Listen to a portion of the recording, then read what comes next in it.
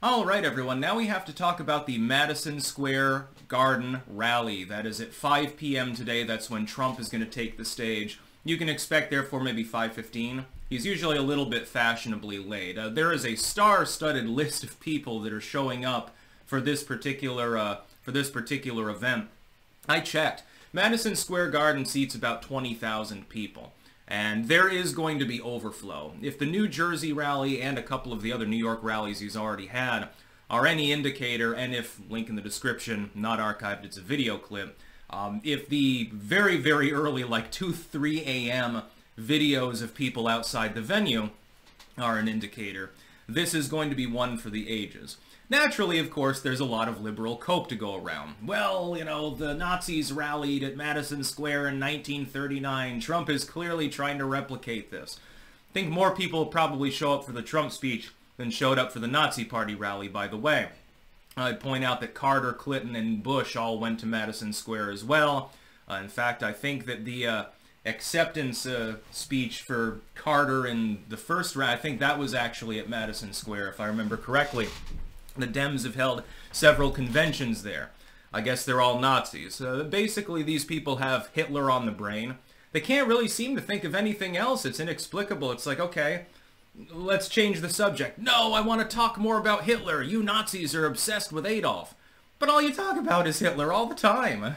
It's a wall of Hitler right now. Look up Madison Square Garden on Twitter and go to latest. What do you see? 50% of the posts are some permutation of Hitler rally. Again, despite the fact that Madison Square Garden has been used for all manner of crazy purposes over the years, not just political rallies. Like in, I think there was, I think Pink Floyd early in the day, before they were really well known. I think they were with H.P. Lovecraft, that psychedelic band. They did like White Ship and a couple of other really great songs. Really love H.P. Lovecraft. Loved it on acid back in the day too. Really relaxing hippie music, very psychedelic. They played Madison Square. They probably sold it out at the time. Yeah, H.P. Lovecraft, that band that almost nobody knows about unless they're really into the obscure vinyl 60s sort of thing. Yeah, they opened for Pink Floyd at one point. I'm sure they look back on that fondly. The fact is, though, that this is going to be an enormous rally. I expect the entire interior of the venue to be completely packed. It'll be standing room only. Then there will be overflow. How big that overflow is anyone's guess. I would expect it to stretch for several blocks at this point.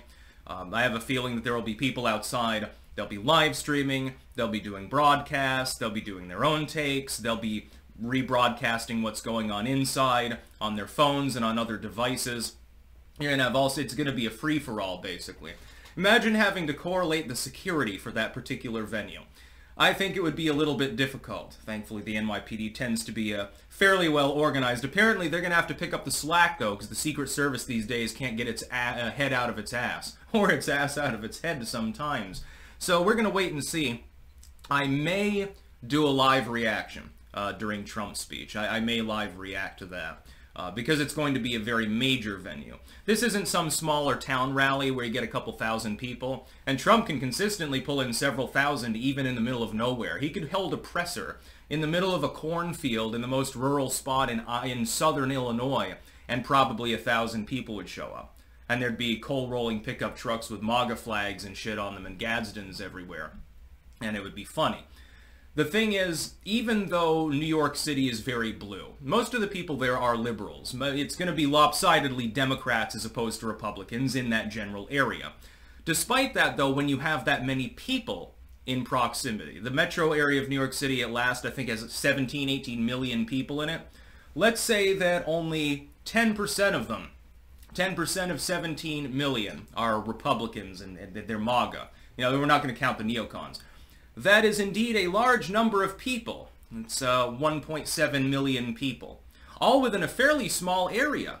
You could end up having a six-figure audience for this particular venue, and only a fifth of them are going to actually fit inside Madison Square, and that's a fairly big venue too. I mean, again, 20,000 seats is nothing to shake a stick at.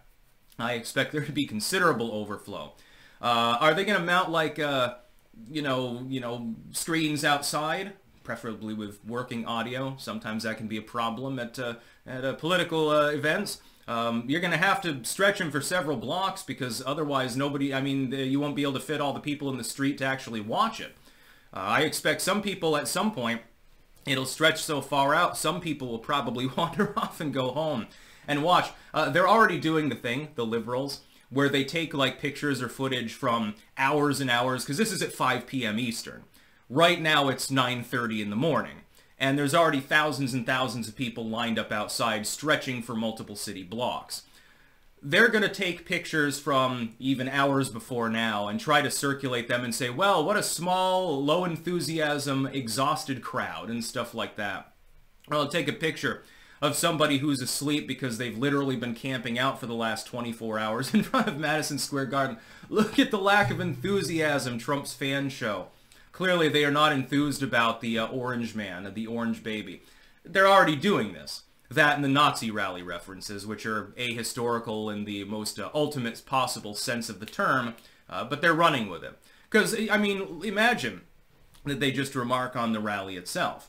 They'd have to say, oh, 50, 100,000 fucking people showed up for this huge rally. Instead, they'll say, well, it's basically just Nazi stuff. So these are all Nazis.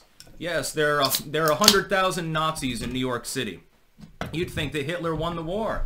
You'd think that the Blitzkrieg was totally successful and Moscow fell to the National Socialist Horde or something like that, to hear these people speak. By the way, and this was the icing on the cake, and I fucking love it, and it comports to my theory about Eric Adams. Eric Adams came out and said, oh, it's unacceptable to compare him to Hitler. This is bullshit. He's not Hitler. Disagree with him all you want, but this rhetoric is unacceptable. Eric Adams has totally thrown the Biden administration under the bus. I said this when he first got raided. It was no surprise to me the second that he came out in favor of more curbs on illegal immigration. All of a sudden, within 2 weeks, he and his campaign manager got raided by the FBI. Then all of a sudden, he shows up and seems to be on reasonably friendly terms with Trump at the comedy roast dinner, and now he's coming out and fucking defending him right before the Madison Square event. Eric Adams has flipped. He's hedging his bets on Trump winning and then alleviating his legal situation, which he probably does deserve, but again, show me the man, I'll show you the crime. Every other politician does the same fucking shit. They defraud and they embezzle and they launder and all of these other things because they can get away with it. Only when they step out of line against the current administration do they suddenly get raided for the same things that all of their friends are doing. It's amazing how that happens. Rudy Giuliani, oh my god, he's a big corrupt asshole. Well, I mean, yeah, he probably does cook the books. Of course he does. What rich, powerful person in political position doesn't do that? It's just a matter of differential enforcement. And the rally is already gargantuan.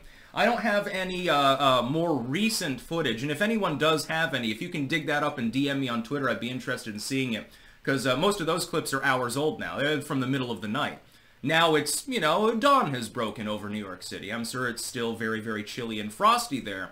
But at last count, it looked like there were at least 4,000 people lined up, and that was long before dawn. It's probably 10,000 by now. Probably stretches a few more city blocks in every direction. Logistical nightmare, yes. Impressive numbers? Yeah. It's going to be very interesting to see Trump pack Madison Square Garden and sell it out in the middle of one of the most blue enclaves in the United States. And why he is succeeding where Kamala Harris has abysmally failed completely goes over the heads of the liberals. They just don't understand the dynamics of what's currently happening. A massive political groundswell and a huge demographic shift within the United States in which the civic and economic construct has begun subjugating the racial and ethnic id pole. It's very amazing, actually, to see. Very quick, too. That's about all. Peace out.